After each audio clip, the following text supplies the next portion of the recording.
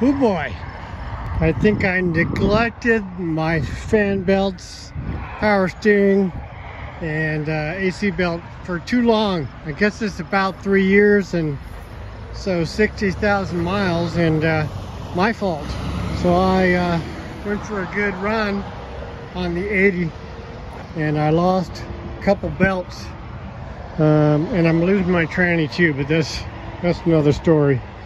So one AC belt was all messed up and the power steering belt got kicked off.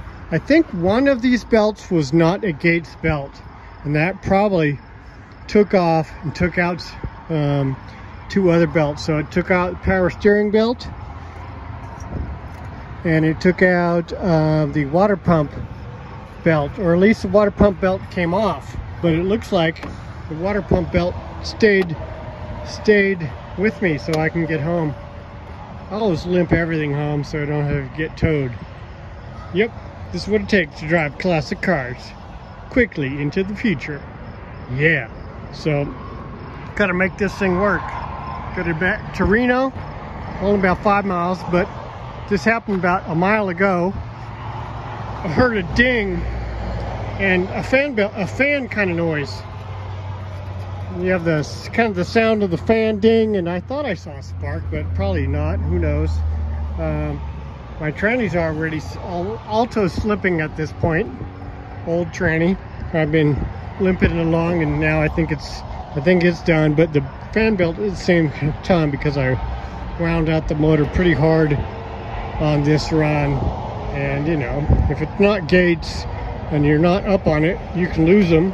And it can make for extra bad time, I suppose. So we'll see what we can do. Yep. 73 440 with some Magnum exhaust.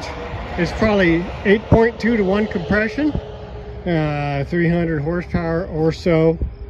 That's what it is. We're gonna get home. Dodge Monaco. Yeah. And I was gonna go country western dancing tonight, but I think I might not be able to make it.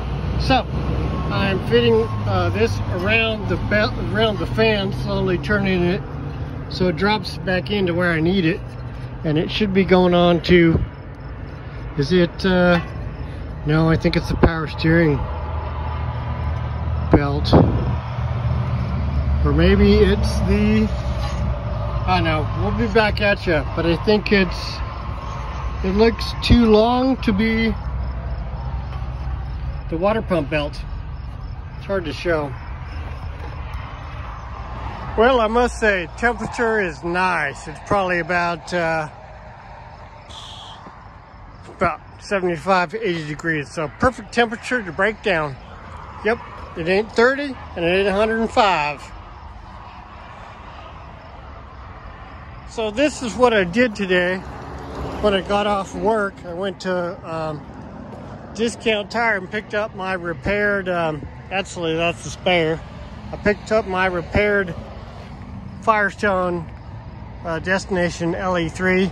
They had a puncture that I couldn't find that they fixed for free because I bought it and had it mounted there. Put the old spare back in there and, you know, went for a drive. And the drive ended up throwing belts. But it's still driving, or I'm driving, and I drove it and drive it, baby. So I forget, it's been so long that the power steering pump, which is not totally stock to the whole car, but close,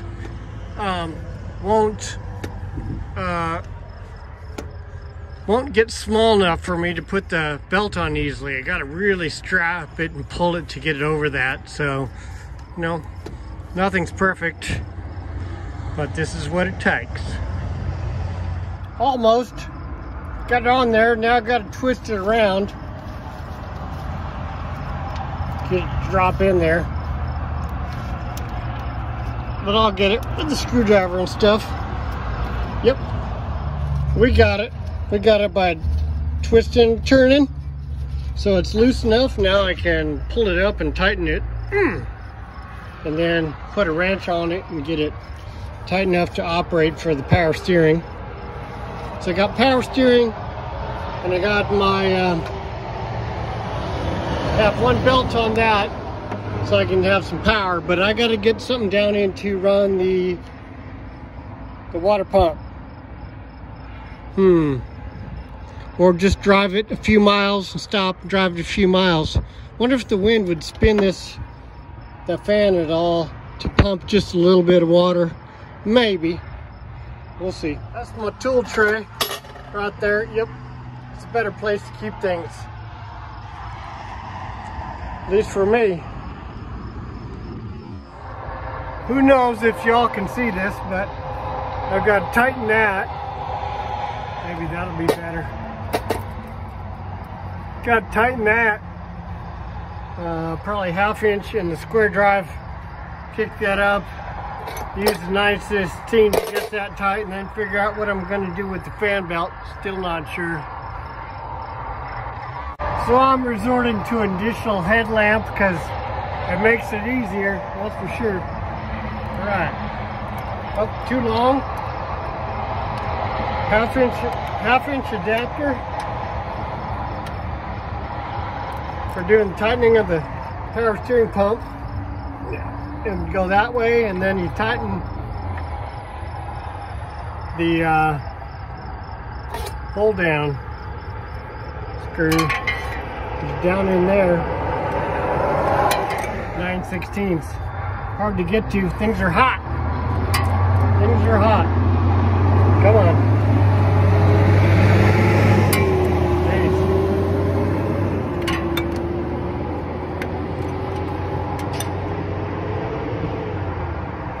So the AC belt is loose right now, so I can work behind it to get to this bolt, which tightens the power steering belt. Come on, baby.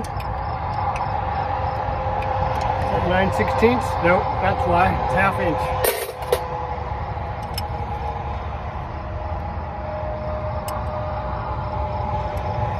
There we go, get that partially tight, and that would come in. Still can't. To get the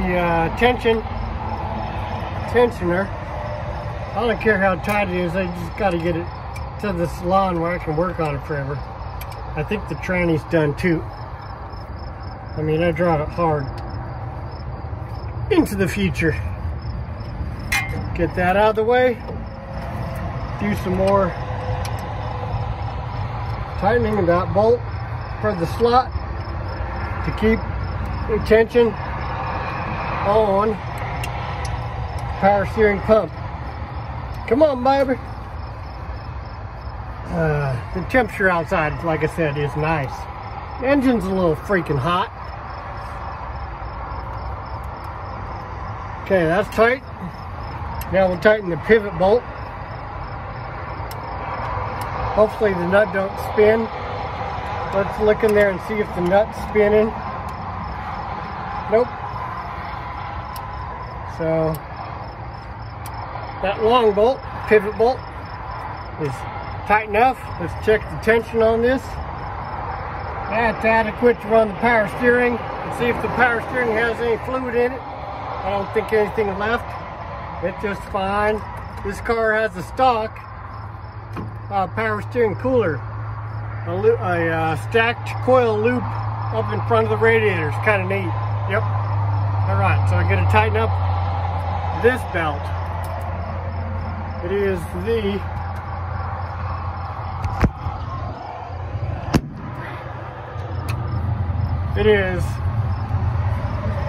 oh, is that going to run into that? Oh yeah, it is.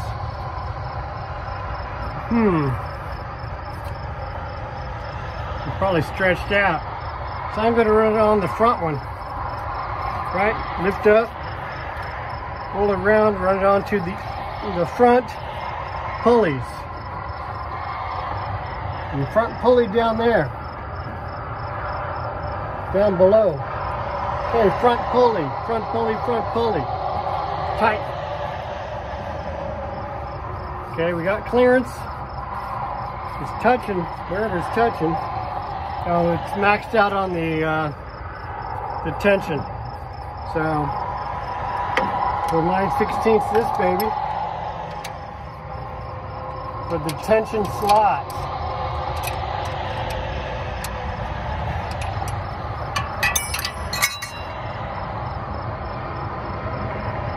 Did you make it to the ground? Nope. Come on, hot wrench. There you go. Where's that thing? This is from like a 73 Dodge van with the 360 or something. Ain't it cool? Kind of works. Kind of looks original, more or less. Caution fan. It's got a serpentine belt routing for my 65 Mopar with 4 belts hit instead. All right, that seems tight.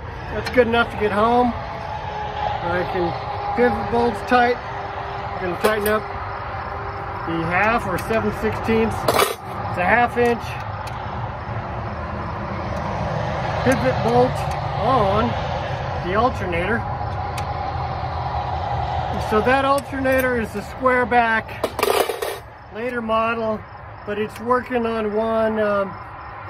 It's working on one field winding, and it's working fine. It's been going okay. It's just my voltage regulator doesn't like it if you've watched some of my other programs. Oh, wonder if you can see this. Look at what I got on. Can y'all see this? Uncle Tony. We love you, Uncle Tony. Yay.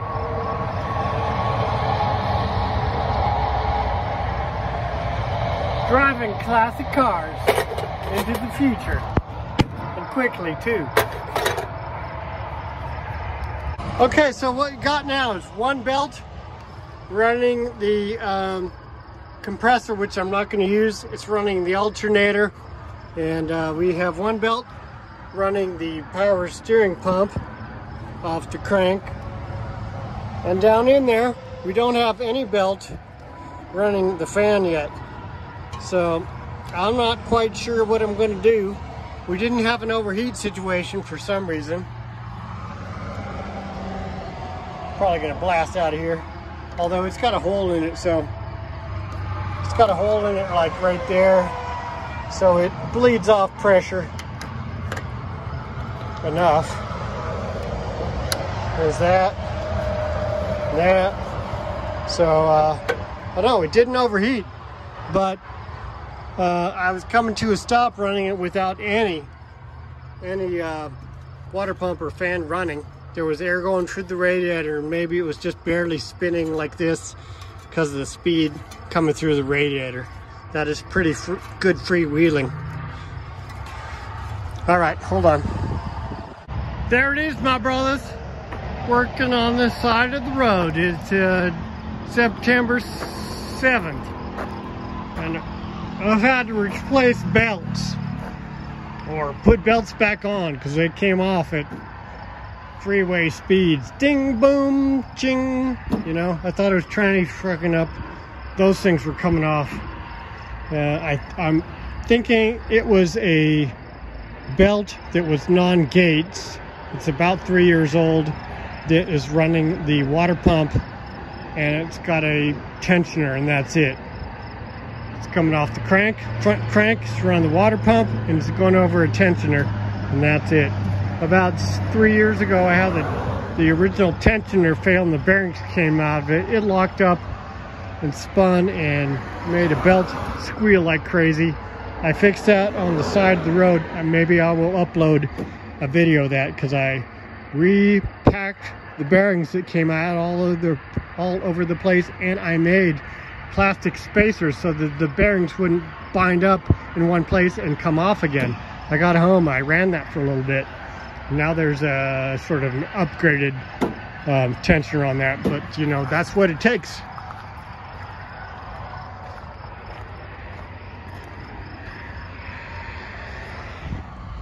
So this all happened about 7:45. It's now about 8:30 It's about 8:15, 8:30, and I'm gonna try starting this up and seeing what the temperature it is.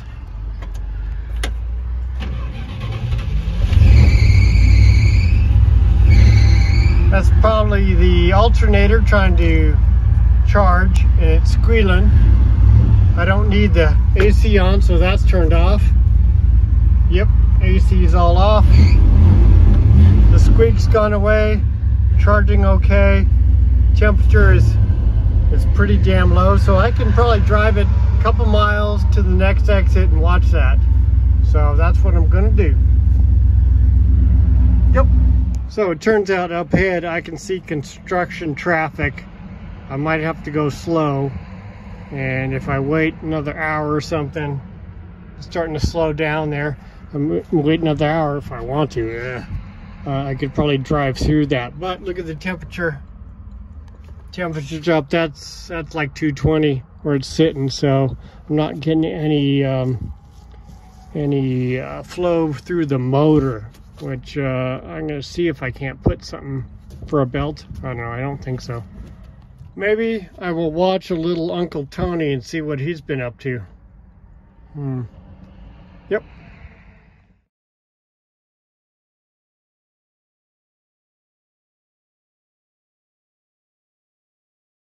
Man, there's like nowhere to pull over this last 2 miles, and it's getting pretty damn hot.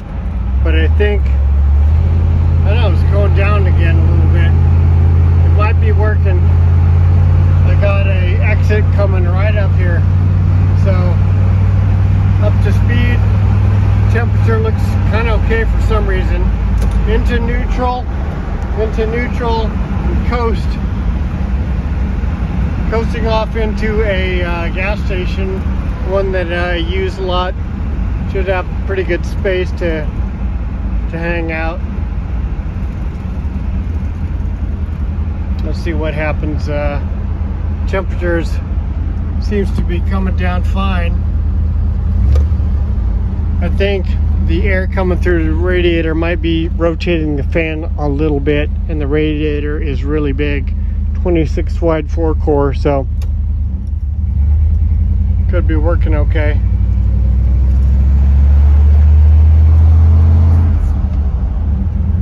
Temperature is average hot, so we'll see. Average hot. See where I can sit and let things cool down. This is what it takes to drive classic cars quickly into the future. Yep.